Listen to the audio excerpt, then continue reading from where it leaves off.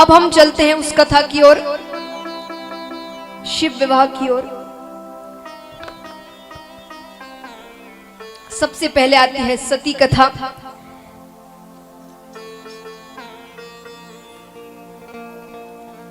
एक बार ब्रह्मलोक में एक सभा का आयोजन हुआ। सभी देवी देवता, यक्ष, गंधर्व, किन्नर सभी वहां पधारे। राजा दक्ष पधारे, जिनकी पुत्री के साथ महादेव जी का विवाह हुआ था, सती के साथ। अब महादेव जी की एक आदत थी, वे जब भी थोड़ा भी उन्हें समय मिलता, अगर वे बैठे हैं शांति से, अगर उन्हें थोड़ा भी समय मिलता, वो भगवान की भक्ति में लीन हो जाता। दक्ष राजा का सब इंतजार कर रहे थे, समय मिला, महादेव जी भक्ति में लीन हो गए। उसी समय दक्ष राजा का आना हुआ, सभी उनके सम्मान में खड़े हुए सिवाय महादेव जी के। वो भक्ति में थे, उन्होंने ध्यान नहीं दिया। दक्ष राजा को क्रोध आ गया। क्रोध में आकर उन्होंने बहुत कुछ कहा, बहुत निंदा की। उन्होंने कहा कि ये देवताओं के साथ बैठने योग्य नहीं, ये भूत प्रेतों के साथ रहता है, अमंगल स्थान में रहता है। अब महाराज देखिए, हमारे श्रीमद् भागवत के टीकाकार होते हैं। टीकाकार किन्हें कहते हैं? क्योंकि भागवत जी एक एक वाक्य के हजारों मतलब है, एक एक श्लोक के हजारों मतलब है। तो वो जो टीकाकार होते हैं ना, वो अपने मत से बताते हैं कि इस वाक्य का क्या मतलब हो सकता है। तो बड़े बड़े संत कहते हैं कि जो ज्ञानी व्यक्ति होते हैं, गुणी व्यक्ति होते हैं ना, उनकी निंदा भी उनकी स्तुति बन जाती है।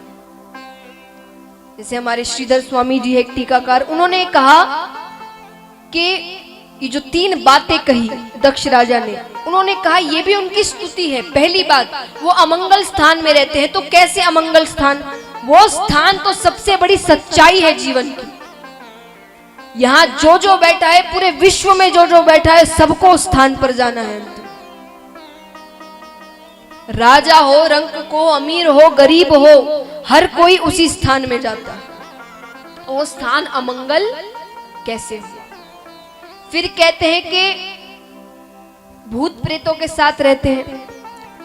तब वो ना रहे तो फिर भूत प्रेत कहां रहेंगे? श्री कृष्ण के पास नहीं जा सकते, वे राजा है। 10 बजे के बाद दरवाजे बंद हो जाते हैं उनके। राम जी के पास नहीं जाते, वे भी राजा है। बाहर द्वार पर ही हनुमान जी घोटा लेकर बैठे हुए होते हैं, तुरंत भगा देंगे। अब बचे महादेव जी, तो महादेव जी नहीं रखेंगे तो भूत प्रेत फिर हमारे साथ रहेंगे।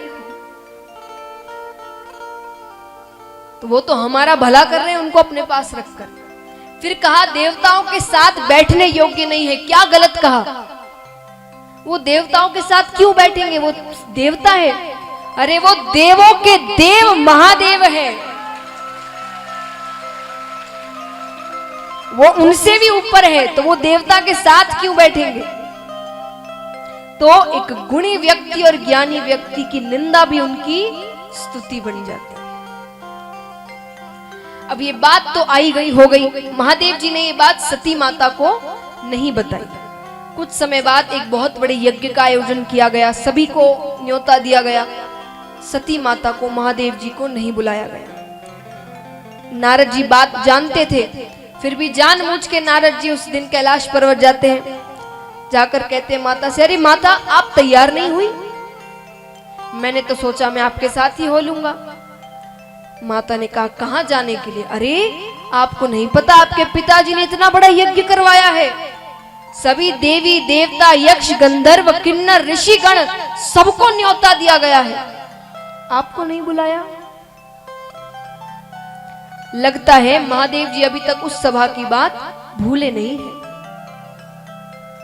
माता ने कहा कौन सी बात? कौन सी बात? अरे आपको नहीं पता, हम एक सभा में गए थे, वहां ऐसी ऐसी बात हुई थी। माता ने कहा ये तो जग को हंसाने वाली बात है कि ससुर दामाद में ऐसे झगड़े हो रहे हैं, मुझे पिताजी को जाकर समझाना होगा। माता महादेव जी के पास आकर कहती है चलिए हमें जाना है, पिताश्री के घर यज्ञ है। महादेव जी से क्या छुपा है। महादेव जी ने कहा निमंत्रण आया है, आया है तो चलो। अरे मुझे कैसा निमंत्रण, मैं बेटी हूं। महादेव जी ने कहा मैंने आपको नहीं रोका, मैं नहीं जाऊंगा। सती माता ने कहा हम किसी के यहाँ नहीं जाएंगे तो कोई हमारे यहाँ नहीं आएगा, आप समझते नहीं हैं। ठाकुर जी ने कहा नहीं आए तो अच्छा,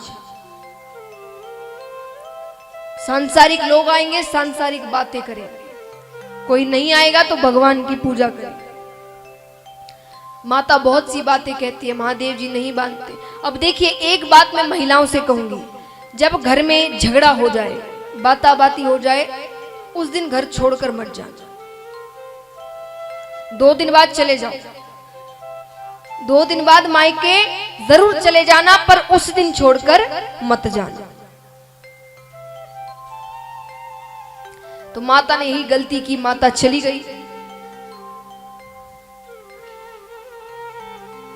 वहां जाकर माता ने देखा कि महादेव जी का आसन ही नहीं है। पिताजी आते हैं, बहुत सी बातें सुनाते हैं, तुम्हें किसने बुलाया यहाँ पर, अपने पति के साथ रहकर वैसी हो गई हो।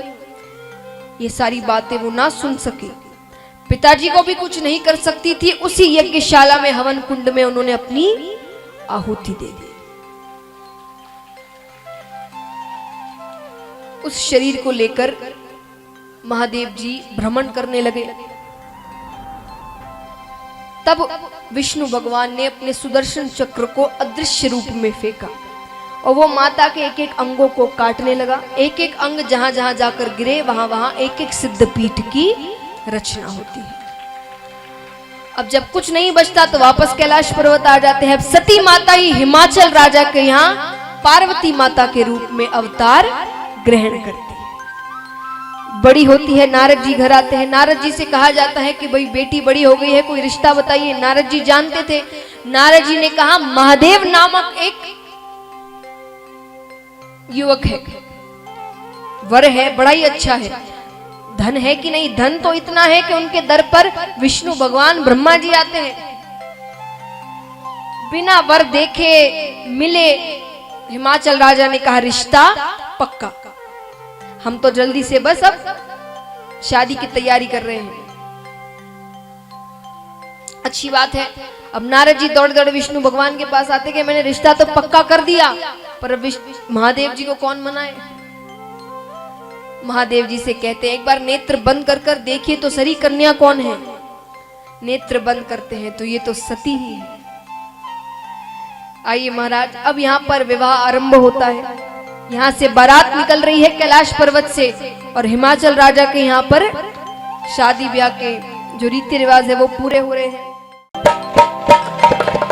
ओम नमो भगवते वासुदेवाय, ओम नमो भगवते वासुदेवाय, ओम नमो भगवते वासुदेवाय, ओम नमो भगवते वासुदेवाय, वासुदेवाय नमो वासुदेवाय, वासुदेवाय नमो वासुदेवाय, वासुदेवाय नमो वासुदेवाय, वासुदेवाय नमो वासुदेवाय, ओम नमो भगवते वासुदेवाय, ओम नमो भगवते वासुदेवाय, ओम नमो भगवते वासुदेवाय, ओम नमो भगवते वासुदेवाय, वासुदेवाय नमो वासुदेवाय, वासुदेवाय नमो